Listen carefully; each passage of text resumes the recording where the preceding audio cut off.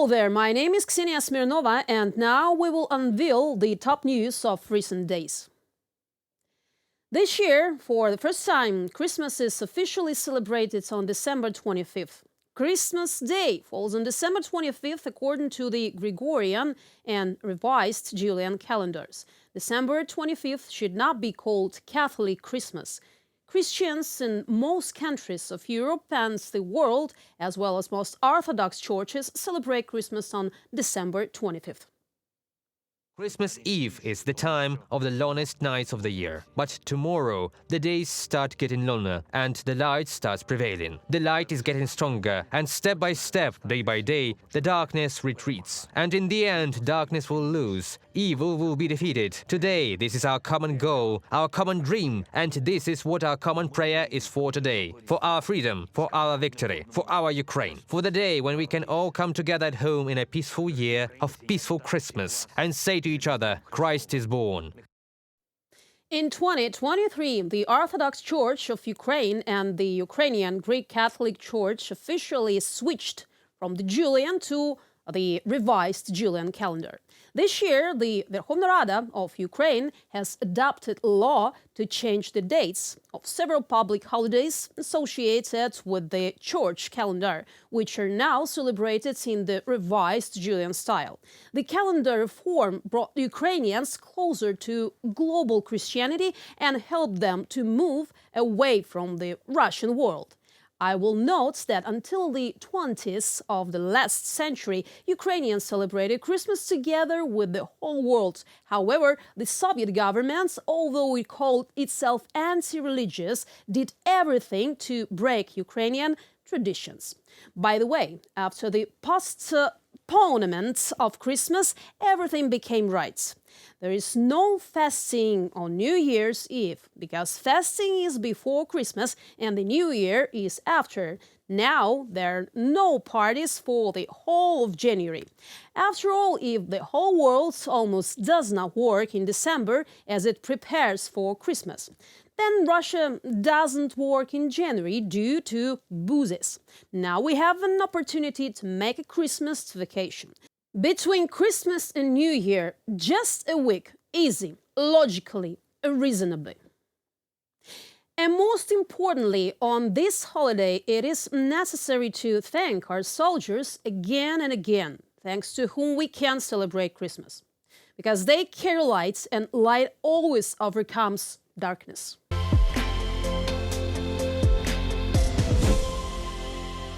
On December 23rd and 24th, Ukrainian air defense forces shot down 4 Russian Su-34 aircraft and 1 Su-30 aircraft.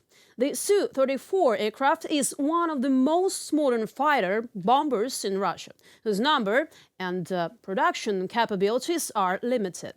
The simultaneous loss of 4 units is a significant blow to the combat potential of the aggressor. The destruction of enemy aircraft is a significant achievement because the attacks of Russian aviation cause serious damage at fronts and in the rear. This week once again demonstrated the effectiveness of bolstering our air defense. It is not only for protecting cities and villages from Russian drones and missiles, but also for frontline operations. The capability to shoot down Russian fighter jets is one of the keys to ending this war justly. I thank all partners already assisting us with this and preparing for relevant steps in support for the coming year. Air defense forces managed to outdo their achievements and destroying Su-35 and Su-34 aircraft and 2 Mi-8 helicopters over the Bryansk region in May this year. The Patriot air defense system proves its effectiveness on the battlefield. Increasing the number of units of these systems can really bring Ukrainian victory closer, and most importantly, it saves lives of Ukrainian soldiers and civilians.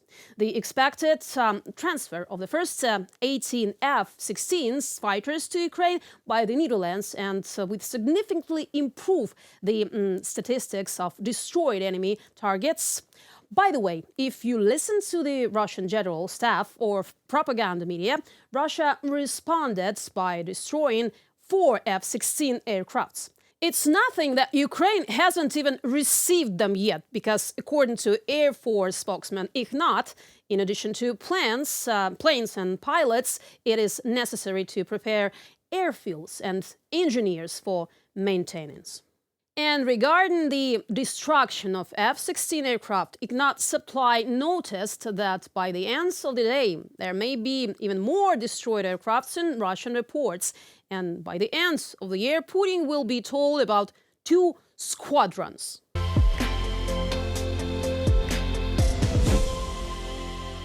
The New York Times claims that Putin is ready for ceasefire and negotiations through diplomatic channels. There are no signs of Moscow's readiness for a real truce. On the contrary, Russia is accumulating forces to continue the aggression.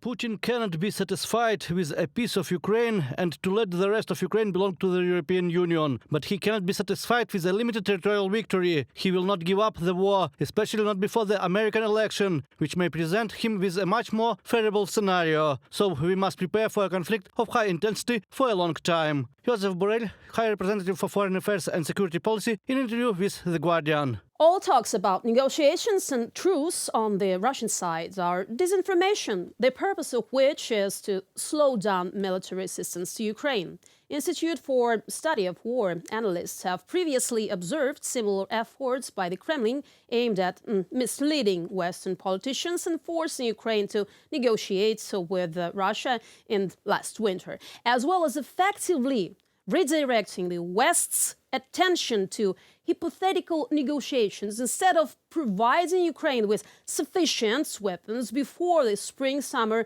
counteroffensive. Russia seeks to present Ukraine to its allies as a country that's interested neither in negotiations nor in establishing peace. But Ukrainians, like no one else, seek peace. After all, it is Ukraine that suffers from Russian aggression. However, making concessions to Russia is not a path leading to peace. Any peace will be stable and lasting if it is fair.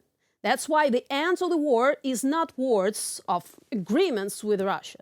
It is the inability of Russia to continue or start any new wars. Using some voice in the West, Russia is trying to sell the world the idea of sacrificing Ukraine for the sake of global peace. It's a trap from which there's no way back, either morally or geopolitically. After throwing Ukraine for the empire, there will be no peace. On the contrary, many more things will need to be thrown for the empire right after that. First and foremost, the very notion of a very possibility of a rule-based world. That concludes today's video. So thank you for watching. Stay updated. Comment, like, and subscribe to our UATV English channel for more news from Ukraine. Your support really matters. Thank you and goodbye.